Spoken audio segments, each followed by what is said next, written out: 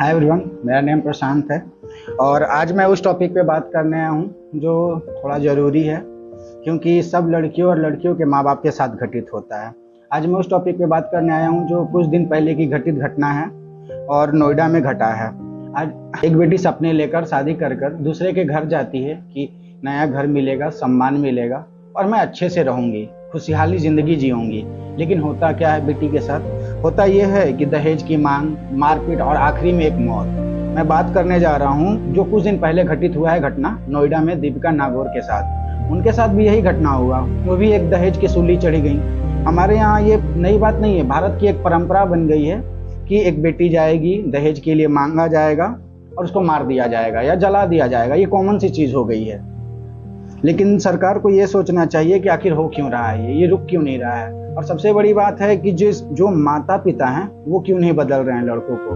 लड़कों को तो धिक्कार आना चाहिए कि जब तुम पढ़ रहे हो, लिख रहे हो, सब कुछ प्रॉपर कर रहे हो अपने ज़िंदगी में, तो तुम एक फैमिली एक्स्ट्रा नहीं संभाल सकते। ऐसा तो था नहीं कि जब तुम पैदा हुए थे तो ये माँ बाप तुमको सोच कर पैदा किए होंगे कि हम दहेज लेंगे बेटे के हिसाब से।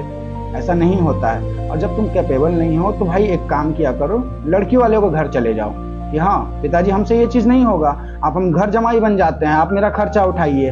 भाई उतना टाइम से बेटी का खर्चा उठा रहा है तो वो तुम्हारा भी उठा लेगा। और ऐसा तो आज की डेट में है नहीं कि लड़की पढ़ी लिखी नहीं है, सब कुछ भाई एजुकेटेड है, वेल एजुकेटेड पर्सन हो तुम लोग। जब इतना कर सकते हो तो थोड़ा सा वो भी कर लो। लेकिन कहने का मतलब ये है कि तुम दहेज मांग के खुद को शर्मिंदा कर रहे हो, क्योंकि जब तुम्हारी बेटी होगी तो तुम भी दहेज दोगे। अगर तुम्हारे बेटी के साथ ऐसा होता है तो वो भी तुम भी आवाज उठाओगे, मारपीट कर रहे हो अपनी बीवी के साथ। ये शोभा थोड़ी देता है।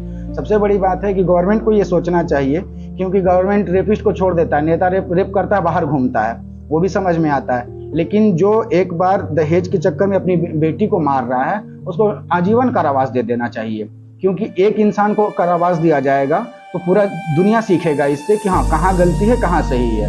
धन्यवाद। और मैं चाहता हूँ कि ये ज़्यादा से ज़्यादा वीडियो लोगों तक पहुँचे। जय श्री राम। और अब बेटी बचाओ बेटी पढ़ाओ।